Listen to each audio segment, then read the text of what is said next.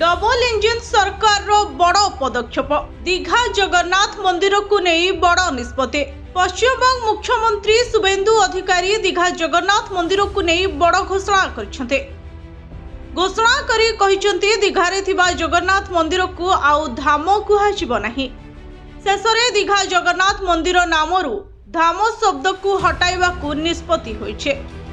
नूतन नाम श्री श्री जगन्नाथ सांस्कृतिक केन्द्र भावे परिचित हेबो बोली घोषणा करा जायछे।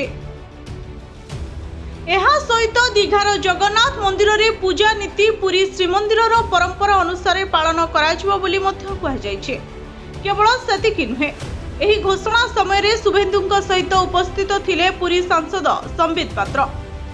संबित पात्रଙ୍କ सहित विस्तृत भावरे आलोचना परे उभय मिलित भावरे एने सूचना देथिले।